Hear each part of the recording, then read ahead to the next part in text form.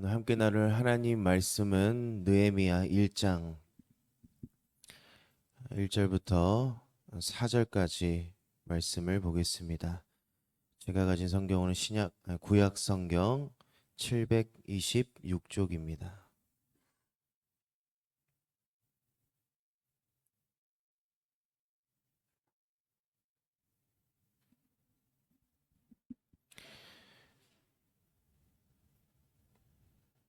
구약 성경 느헤미야 1장 1절부터 4절까지 말씀을 보겠습니다. 한 절씩 교독하도록 하겠습니다. 하가랴의 아들 느헤미야의 말이라. 아닥사스다 왕 제20년 기슬루월에 내가 수산 궁에 있는데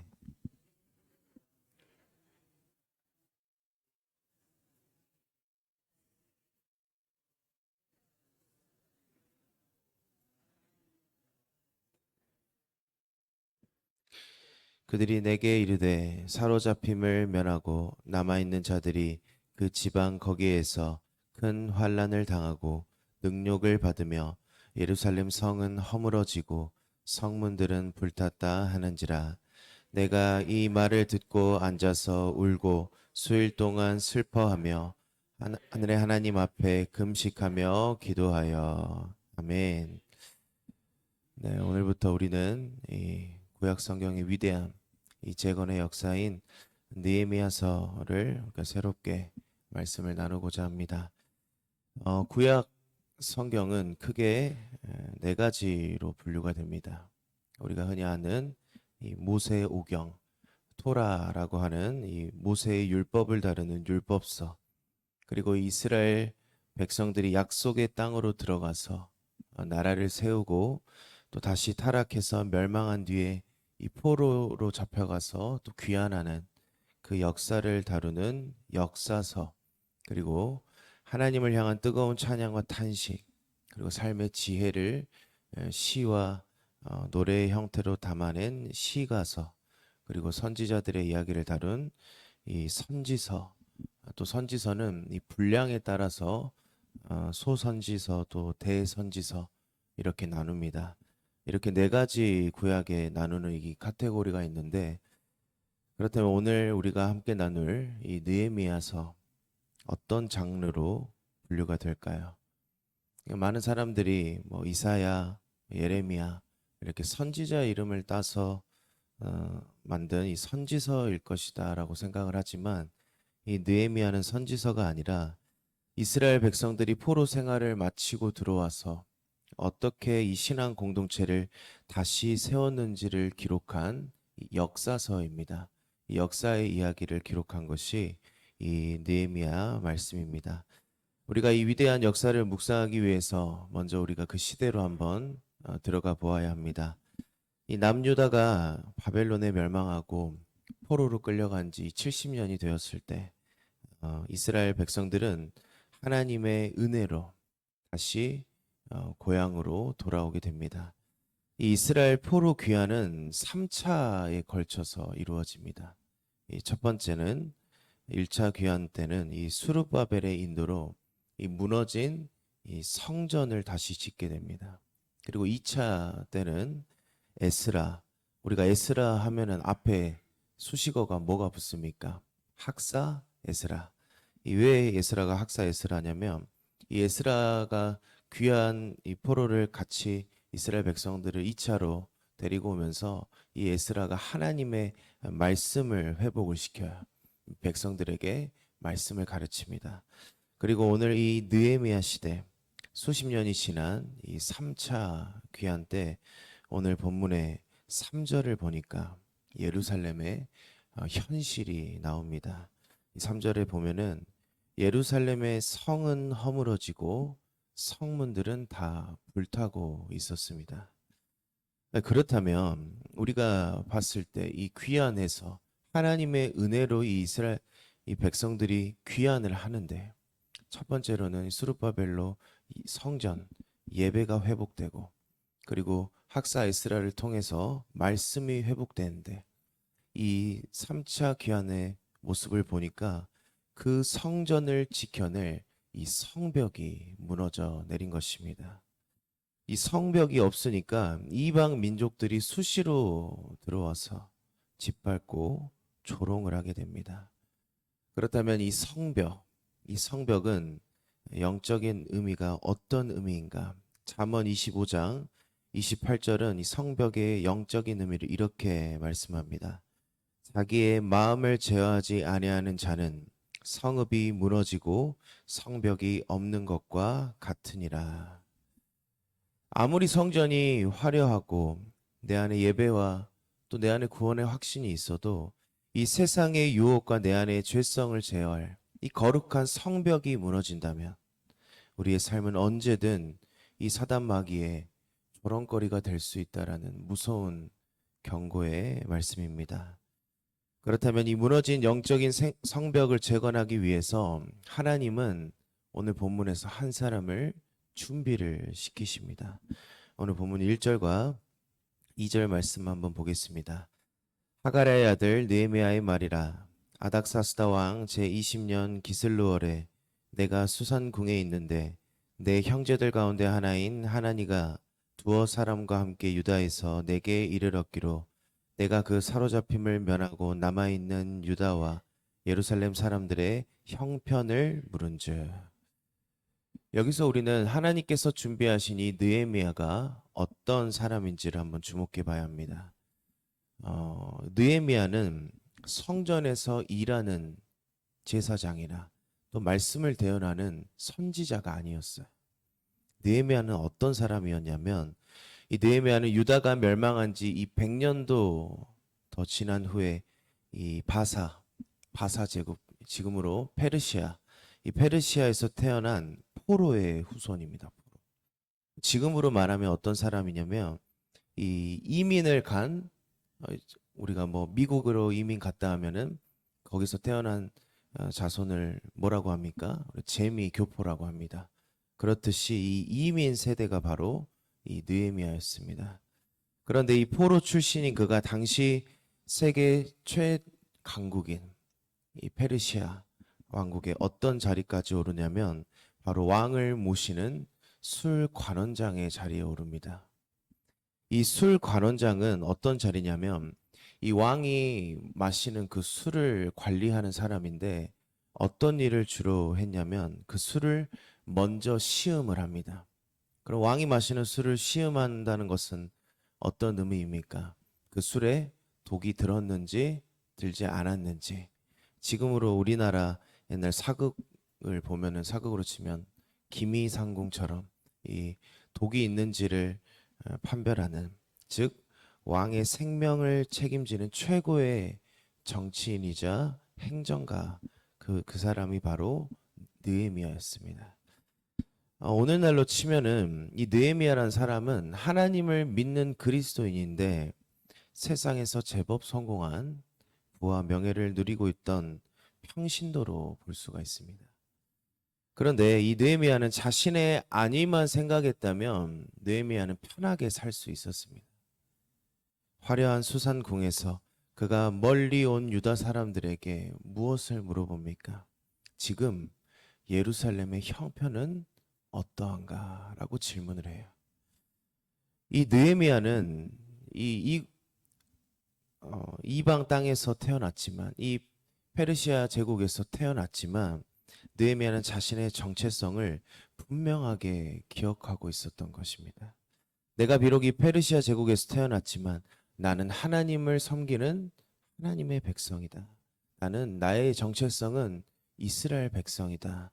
라는 이 정체성이 느헤미야에게 확립이 되어 있었다는 거예요. 그러니까 아무리 좋은 것을 먹고 누려도 내 조국, 내 이스라엘이 어떠한가 궁금했고 또 걱정이 되었다는 거예요. 그래서 물어봅니다. 지금 이 예루살렘의 형편이 어떠한가? 우리가 이 세상 한복판에 발을 딛고 살아도 우리는 이 거룩한 정체성을 잊어버려서는 안 됩니다. 느헤미야는 어떤 사람이었습니까? 느헤미야는 성전에서 제사를 드린 제사장도 아니었고 하나님의 말씀을 선포하는 하나님의 말씀을 대언하는 선지자도 아니었습니다. 오늘날로 치면은 주의 종이라고 말하는 사역자가 아니었다는 거예요. 이 느헤미야는 세상 속에서 이방의 왕을 모시며 일을 하는 평범한 성도였다는 것입니다. 우리는 흔히 이 하나님의 위대한 일, 하나님의 일을 하는 사람은 사역자들이 하지, 목사님이 하지, 전도사님이 하지라고 생각합니다.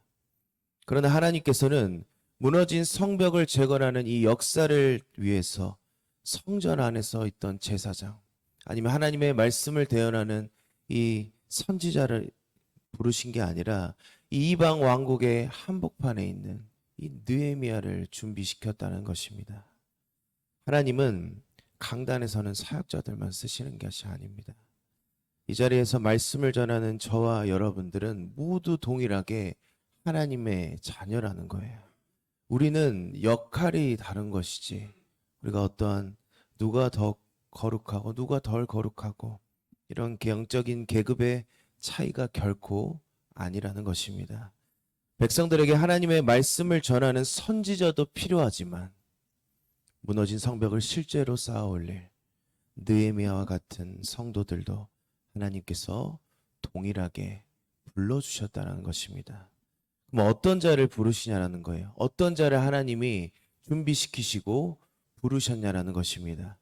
그 사람은요, 세상 한복판에서 이 느헤미야처럼 이방 나라에서 하나님의 일을 감당하는 느헤미야처럼 세상 한복판에서 나는 하나님의 자녀입니다라는 이 거룩한 정체성을 지키며 살아가는 사람. 이 세상의 어떤 성공에 취하지 않고 하나님 나라의 형편을 묻고 하나님 나라를 위해서 달려나가는 그 한 사람. 하나님은 그 한 사람을 철저히 준비시키시고 무너진 하나님 나라를 세우는 위대한 회복의 도구로 사용하신 줄 믿습니다.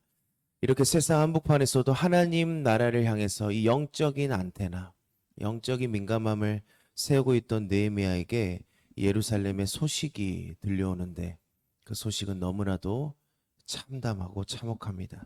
오늘 본문 3절 한번 보겠습니다. 그들이 내게 이르되 사로잡힘을 면하고 남아있는 자들이 그 지방 거기에서 큰 환난을 당하고 능욕을 받으며 예루살렘 성은 허물어지고 성문들은 불탔다 하는지라. 이 1차, 2차 귀환을 통해서 예배당은 겨우 지어놨습니다. 하나님의 은혜로 예배당을 지어놨어요. 근데 그것을 지켜낼 이 영적인 방어선, 이 성벽이 다 불타 없어져 버리니 이 예루살렘의 상황이 어떠합니까? 이방 나라들이 수시로 쳐들어와서 이스라엘 백성들을 조롱하고 이스라엘 백성들을 괴롭힙니다. 이 처참한 소식을 듣고 이 세상의 행정가, 냉철한 이 정치인이었던 이 느헤미야가 어떻게 반응을 합니까? 본문 4절입니다. 내가 이 말을 듣고 앉아서 울고 수일 동안 슬퍼하며 하늘의 하나님 앞에 금식하며 기도하여. 그는 세상에서 성공하니 남부러울 것 없는 정치인이었지만 무너진 성벽 소식에 수일 동안을 주저앉아 펑펑 웁니다. 이 느헤미야가 왜 이렇게 울었을까요? 단순히 내 고향이라 생각하는 예루살렘이 불타서요? 아니면 내 민족이 가난해서 힘이 없었어요? 그것이 아닙니다. 오늘 보면 3절에 보면 백성들이 큰 환난을 당하고 능욕을 받았다라고 기록이 되어 있는데 여기서 능욕이라고 번역된 이 히브리어 원어 이 헤르파라는 단어를 쓰는데 이 단어는 성경 어디에서 또 쓰였냐면 이 소년 다윗이 골리앗 앞에서 누가 감히 살아계신 하나님의 군대를 모욕하냐, 이 모욕이란 단어, 오늘 동일한 단어를 사용합니다. 피를 토하듯 분노할 때 쓰는 단어가 바로 이 단어입니다. 즉 이 단어는 하나님의 이름과 영광이 세상의 웃음거리가 되고 짓밟히는 끔찍한 수치를 이야기해요. 느헤미야가 통곡했던 진짜 이유가 바로 이것입니다. 거룩해야 할 하나님의 백성들이 이 영적인 방어선, 성벽이 무너지고 다 잃어버리고 세상의 조롱거리가 되면서 하나님의 거룩한 이름들이 이방인들에게 짓밟히고 조롱당하는 그 수치를 이 느헤미야는 견딜 수가 없었기에 가슴을 찢으며 통곡을 했다는 것입니다. 근데 이 느헤미야가 통곡하고 애통하고 슬퍼하는 것으로 끝난 게 아니에요. 그는 무엇을 합니까? 기도합니다. 금식하면서 기도해요. 무너져가는 저들을 위해서, 그리고 영광 받으셔야 할 그 하나님의 이름이 수치를 당하는 그 모습을 보고 애통하는 마음으로 기도하기 시작합니다. 느헤미야는 그저 감정에 북받쳐 울고 끝낸 것이 아니었습니다. 슬픔과 탄식에 머물지 않고 느헤미야는 그 애통함을 가지고 곧장 하나님 앞으로 나아갔다라는 거예요. 세상 사람들은요, 삶이 무너진 현실을 보며 한숨을 쉬고 불평을 합니다. 누구 때문에 이렇게 되었을까? 원망하거나 자기 힘으로 해결해 보려고 사람들을 찾아다녀요. 이 느헤미야라고 왜 자기 힘을 쓰고 싶지 않았겠습니까? 그는 당시에 힘이 있는 권력자였어요. 왕을 움직일 수 있는 실세였다는 것입니다. 당장 왕에게 달려가서 예루살렘을 도울 이 군대와 건축 자재를 달라고 말할 수도 있었어요. 그러나 느헤미야는 순서를 알았습니다. 순서. 우선순위를 알았다는 거예요. 사람을 먼저 찾지 않고 느헤미야는 하나님을 먼저 찾았다는 거예요. 자신의 지위와 권력을 의지하지 않고 하나님 앞에 엎드렸다는 것입니다. 이것이 무너진 삶을 다시 세워나가는 영적인 재건의 가장 중요한 핵심입니다. 우리의 눈물이 단순한 절망과 신세 한탄으로 끝나지 않고 위대한 하나님 나라를 세워나가는 기적으로 이어지려면 반드시 그 눈물이 기도로 바뀌어야 된다는 거예요. 애통함이 기도로 승화될 때 비로소 무너진 성벽을 다시 쌓는 첫 번째 벽돌이 올려져 나갈 것입니다. 사랑하는 성도 여러분, 위대한 영적인 이 다시 세움, 이 재건은 뛰어난 건축 기술이나 왕의 막강한 권력 혹은 엄청난 예산으로 시작된 것이 아니었습니다. 하나님의 이름이 짓밟히는 것을 가슴 아파하며 엎드린 단 한 사람의 눈물의 기도에서부터 이 거대한 기적이 시작됩니다. 무너진 성벽을 보면서 가슴을 찢었던 이 느헤미야의 거룩한 애통함이 먼저 하나님께로 나아가 엎드린 그 기도가 오늘 우리에게 회복되기를 소망합니다. 세상 한복판에서 내 가정과 내 일터에서 그리고 무너진 내 영혼을 위해 사람을 찾기 전에 우리는 하나님께 먼저 엎드려야 됩니다. 오늘 우리가 주님 앞에 쏟아낸 이 애통의 기도가 무너진 삶의 성벽을 다시 굳건하게 쌓아 올리는 기적의 마중물이 될 줄 믿습니다. 기도하겠습니다. 거룩하신 하나님, 오늘도 주님의 말씀으로 우리의 심령을 깨워주시니 너무나도 감사합니다.